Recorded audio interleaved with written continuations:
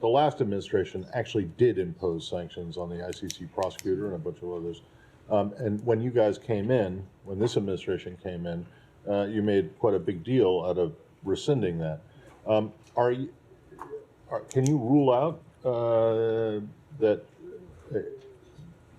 a change in that, and that you might go back to what the previous administration had done in terms of the ICC with if they go ahead with this with indictments? Let me ask you about something the president said yesterday. He said that Hamas is motivated by the ancient desire to eliminate the Jews. Is that the thinking in this building, that Hamas is only motivated by ancient desire to eliminate the Jews? Is that the thinking in this building? That is what Hamas has said. Hamas has come out and publicly said that they want to eliminate. Hold on, contextually, that is wrong. Can I just clear something up very briefly? Can you say with 100% certainty that the NSM report will not be transmitted to Congress today? It will not be transmitted today. We continue to work to finalize the report. We expect to deliver it in the very near future in the coming days. In the coming days, so Friday at 10 o'clock? I don't think anyone here wants to be dealing with that at 10 o'clock on Friday, any more than you do. I can't give you an exact time, but in the near future. All right. And yesterday when you were asked about this, you kept talking about this is a self-imposed deadline. And I suppose it is, because it's in the NSM, which the president signed, which said within 45 days of the receipt of the original stuff, you would do it. But, I mean, so self-imposed deadlines don't mean anything? I mean, you know, for the government? So it is. If I tell my editors I'm going to have a story done by Friday, and then I say on Friday morning that sorry, I can't do it. Sure. Do it until wait until Monday. But that's one thing. Congress is not our editor. Congress is a co-equal branch, not our editor. Just to be clear. But if you guys say that we're going to have this to you in 45 days, and then you don't, what does that say about how serious you take this? We have taken this incredibly seriously, and we will have it up in the coming days. But it is also important that we get this right, that we do a thorough job. This is the first time the department has conducted such an exercise, and so we are taking all deliberate care to make sure that we get everything in it absolutely correct, and it will be just a brief delay.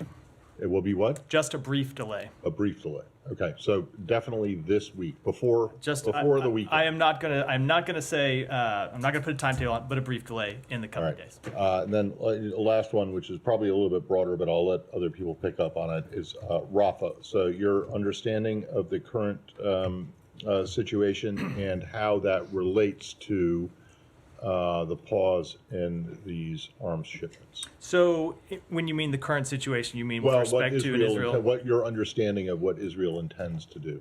So I will let Israel speak for what they intend to do. You've obviously seen them conduct a limited operation with respect to the Rafah crossing in the past few days. You've also seen them order the evacuation of people. They have not yet launched a full-scale military operation, and I will let them speak to any plans that they might have. I will say on our behalf, we continue to have concerns about a potential Rafah operation. We have made that quite clear. We've made it clear with the Israeli government privately, and of course, everyone from the president on down has made that clear publicly.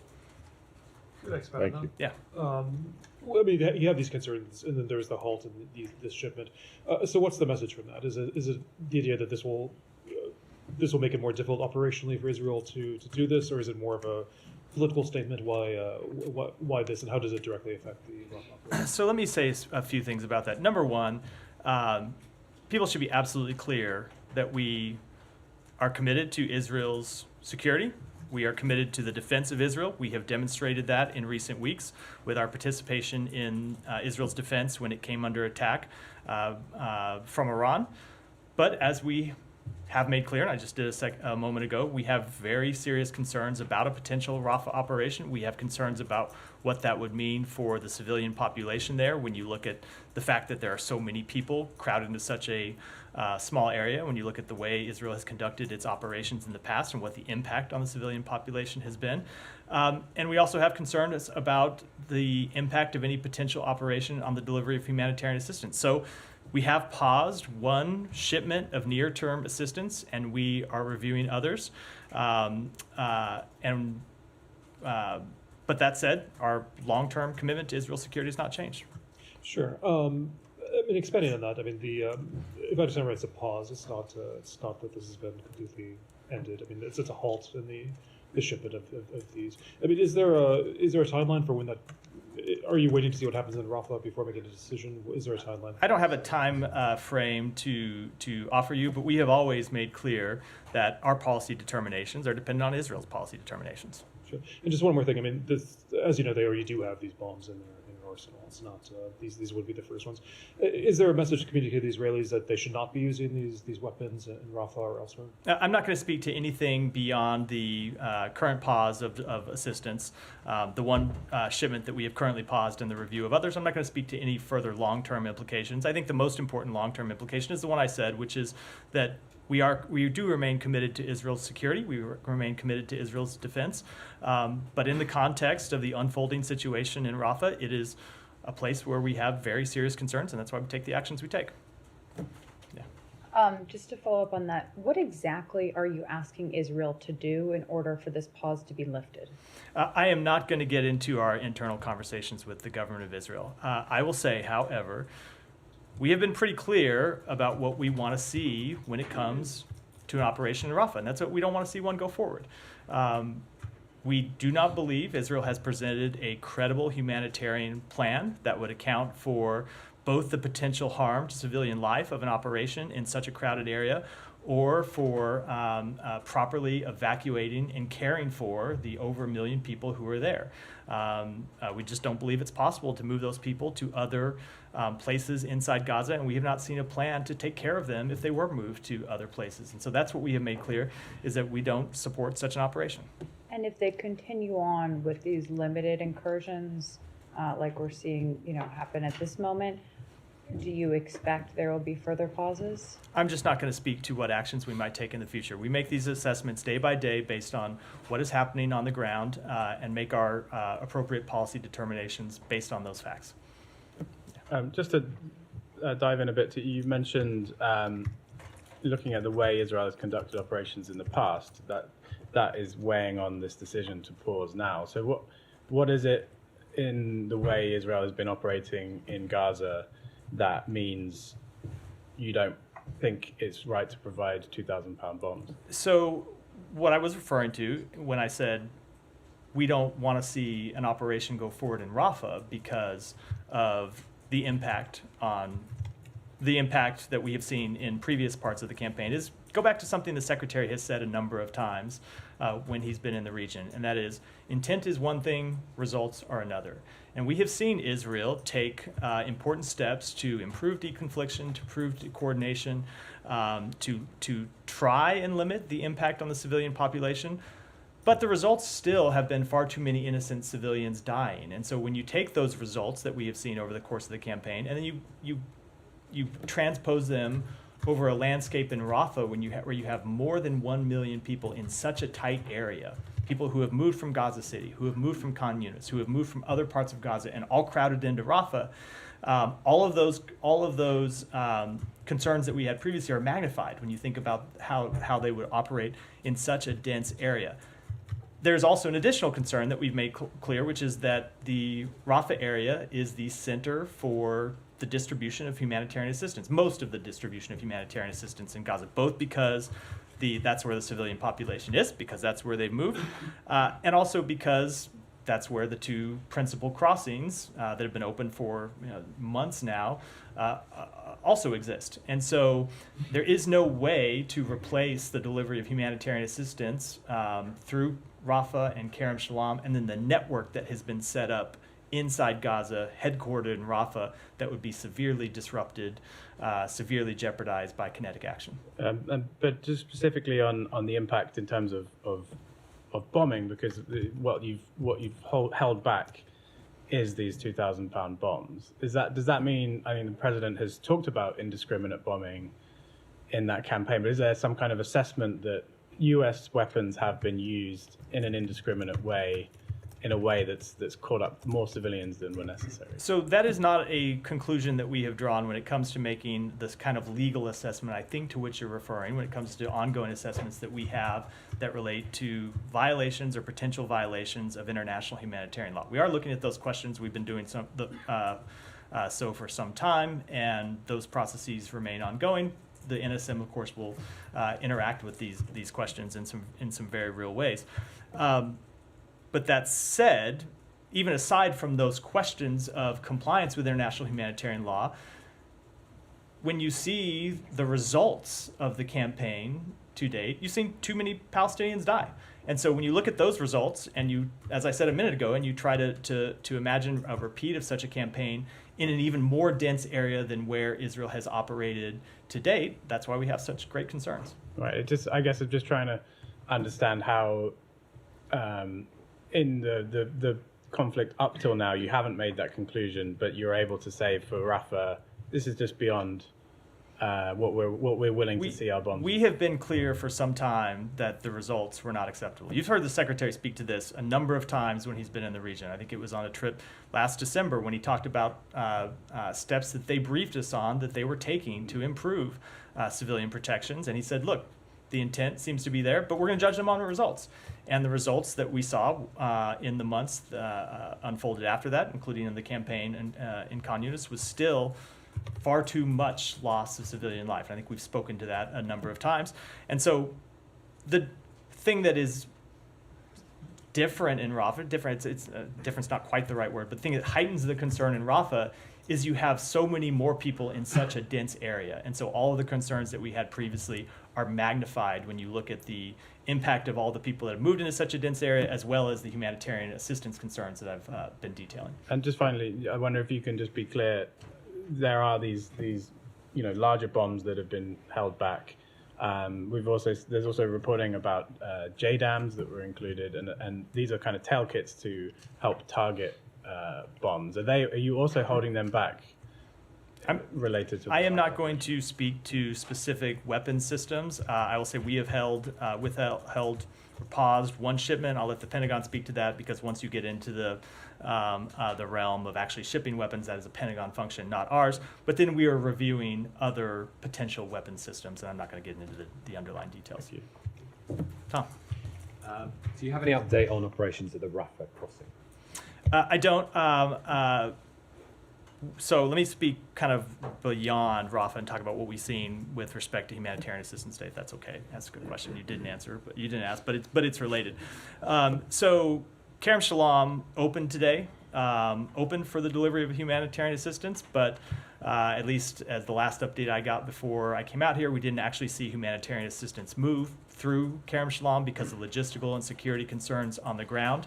And that also relates somewhat to Rafah crossing, because what didn't happen today is fuel going in through Rafah crossing. And so we think it's critical that Rafah be open for fuel, because without fuel deliveries into Rafah, humanitarian assistance that comes in through Kerem Shalom can actually be delivered. The two are critically linked. So it's why we've pressed to have not just Kerem Shalom open, but Rafah opened. Didn't open today, didn't open for fuel today. We're going to continue to push for that to happen. Okay, but so you just said you haven't seen movement from Kerem Shalom on the Gaza side. Correct. We didn't. So we saw Kerem Shalom open today, actually open for deliveries, but then trucks didn't move in because of some of these logistical and security concerns. Okay, so but I mean, basically, you're back to a situation that you were in the first weeks of the war, where you've got nothing open apart from areas where there's not much happening at all. It seems, according to aid groups. That seems very significant. And on Rafah, I mean, you've called it a limited operation, but the Israelis are occupying the Palestinian side of the Rafah crossing. I mean, that's quite a big move on the ground. And so I wonder what you see as the future for both, aid supplies getting in, Palestinians who desperately need hospital treatment getting out. We've heard this morning in a briefing from some NGOs saying they can't rotate their teams, they're stuck, the ones in Gaza, they can't get out, they can't get humanitarian workers in, they don't have Israeli visas. So this is now potentially a very big problem. And it was a signature achievement of the president after a couple of weeks. He said, or you've been saying, to get Rafah open, you're now all the way back 7 months of what you had then. So let me speak to the first one, and then I'll come back and address the second. And if I've forgotten to address some of the aspects of it, I would appreciate a follow-up. So when it comes to the level of humanitarian assistance, the results as they are today are just unacceptable. There's no other way to put it.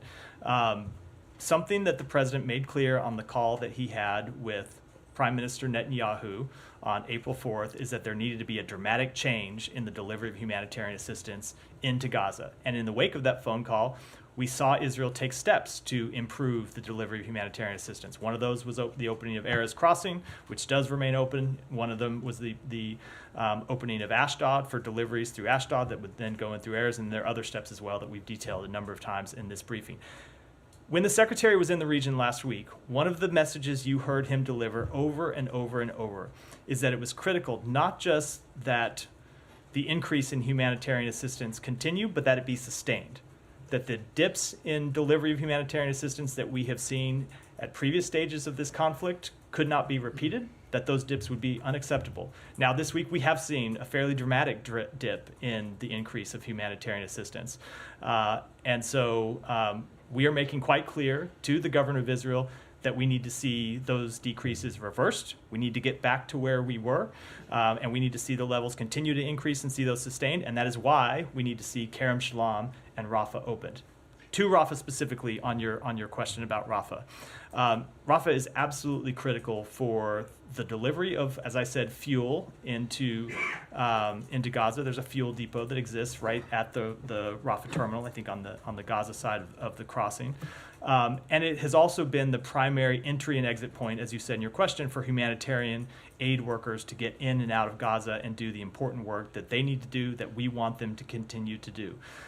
So it's absolutely critical that that crossing open, that it remain open, and we're going to continue to press for that. I think I may have left out one aspect of the Sure. question. I mean, so, how sustainable is it to have Israeli control on the Palestinian side at Rafah crossing? Yeah. With all of the problems that potentially brings, what's your, first of all, assessment to how feasible and sustainable that is? And do you have an alternative policy you're going to put to the Israelis on that? So I don't have an assessment to offer of the short or long-term sustainability. I will say our position on what ought to happen to Rafah crossing and control of the Rafah side of the crossing has been quite clear for some time, and that's that we want the Palestinian Authority united in Gaza and the West Bank to ultimately assume governance in the West Bank. That's where we want to get to, and of course that would include governance of the Rafah crossing because they would be the controlling government authority. Now, what happens in the time between now and then ultimately is a question for Israel. Israel has seized that crossing and Israel is in control of it now. So it is Israel, the responsibility to open that crossing and make sure that it is running effectively right now is a responsibility of the government of Israel, which is why we have made clear to them that they need to open the crossing as soon as possible and make sure that aid deliveries can come in, make sure that humanitarian aid workers can come in and come out, and make sure that the delivery of humanitarian assistance isn't further impeded. Sorry. Thank you. Just to follow up on what Tom and Matt raised. On Rafah, let me ask you a straightforward question. You think the incursion happened with U.S. okay or with total defiance? I'm talking about the Israeli of the United States position. It did not happen with our approval. It did not happen with your approval? No. Okay. All right. So let me ask you about this then. I mean, you mentioned that aid workers can only go through Rafah. Would the United States ask Israel to allow aid workers to go through the other points of entry? So I don't want to get into what steps we might take, what further steps we might take. The first priority is to get Rafah open, Right. period. And then we'll take other questions day by day. Okay. So do you expect that the Rafah crossing will be open anytime soon? One of the lessons I have learned Okay. in the course of this conflict over the past 7 months is not to make predictions about what's going to happen on the ground, especially when it pertains to these crossings. I will just say that we have made clear that we want to see it open, and we'll continue to push for that. On the NSM 20 issue, Tim Reiser, who basically wrote the Leahy statute way back, said that Israel has violated the Leahy law consistently, always. Now, you guys say here that Israel did not get preferential treatment and so on, but according to the author of this document, Israel has always done that. Do you have any comment on that? There are all sorts of people outside of government who have drawn various conclusions one way or the other, and you see them offering those opinions in the press, as is their right to do all the time. I can tell you that is not a conclusion that we have reached. Okay, but that's the guy that wrote the book, right? He is, and and I will just tell you, on behalf of the United States government, we have not reached that conclusion. Let me ask you about something the president said yesterday. He said that Hamas is motivated by the ancient desire to eliminate the Jews. Is that the thinking in this building, that Hamas is only motivated by ancient desire to eliminate the Jews? Is that the thinking in this building? That is what Hamas has said. Hamas has come out and publicly said that they want to eliminate. Hold on, contextually, that is wrong, Matt, because Hamas came into being in 1987 in the midst of an intifada against the occupation, responding to a brutal Israeli attack on Gaza. So when we say ancient desires, I mean that's Saeed, I think you are ignoring the repeated. Right. Over years and years of anti-Semitic statements by Hamas saying that they are committed to the destruction of the state of Israel and committed to the death of the Israeli people. Right. I don't think that's a very controversial statement. That is well documented. And Saeed, hold on. Let me finish. Hamas has been quite clear what their goals are when it comes to the Israeli people, and that is the total elimination of the Israeli people. We have seen them say they wanted to repeat the attacks of October 7th again and again and again. Right. So yes, the president was absolutely right in his comments. He was absolutely right that they are motivated by ancient desires. That is what they have made that clear a number of times. Thank you. Thank you, Matt. There is reports that Israel is using white phosphorus in Rafah. Do you have any information? I have not seen those reports. I'm happy to look into it. Will you take it? Will you look Yeah, into that's it? what I said. I'll take it and look into it. And yesterday you said that this operation is limited, and you're still hoping that Israel is not going to go with the bigger operation. But what difference does it make when they evacuate 100,000, and yesterday there is videos of them attacking tents that has refugees, including kids. I think there's like tens of kids who were being killed yesterday.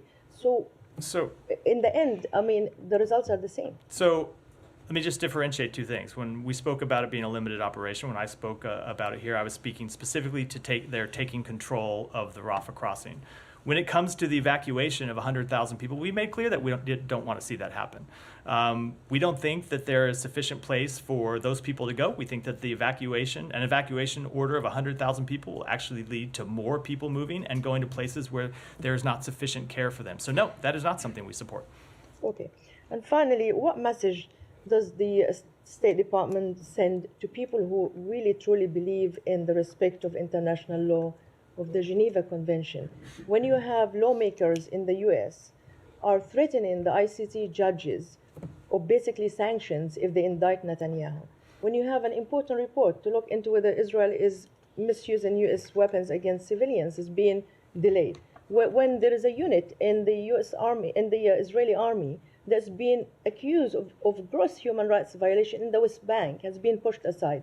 So, and also there is a statistic, 56% of the Democrats, which is the party of the secretary and the president, saying they believe that Israel committed genocide.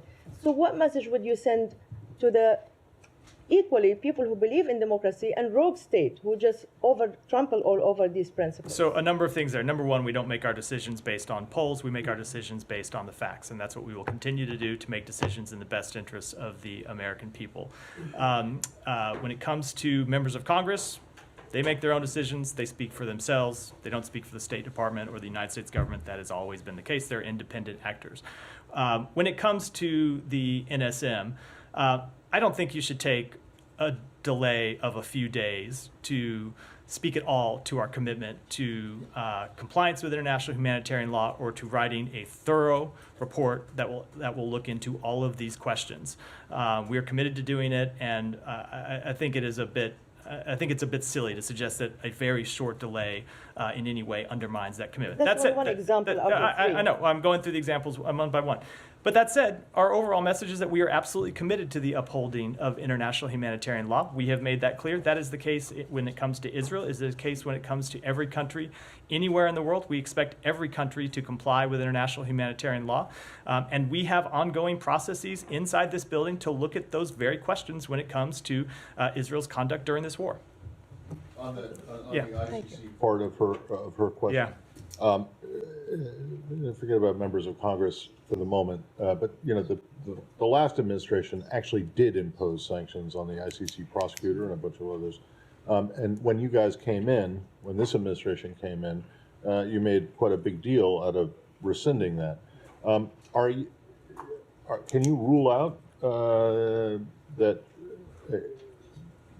a change in that, and that you might go back to what the previous administration had done in terms of the ICC with if they go ahead with this with indictments of Israeli officials? I can't make any predictions or any announcements one way or the other about what we will do about something that has not yet happened. I'll just make clear that we do not believe the ICC has jurisdiction in this matter, and we're opposed to their investigation. Yeah, but I mean, is this administration willing to consider reversing its reversal of the Trump administration's sanctions on the ICC? So again, the ICC hasn't made a decision yet, I'm aware of that, but right, I mean, is but this you're asking, something you're willing to consider? You're asking me to forecast what we might do, or what we might consider if and when they make that decision, which they haven't made. I'm never willing to do. I'm I only asking say whether never. you're going to rule it out.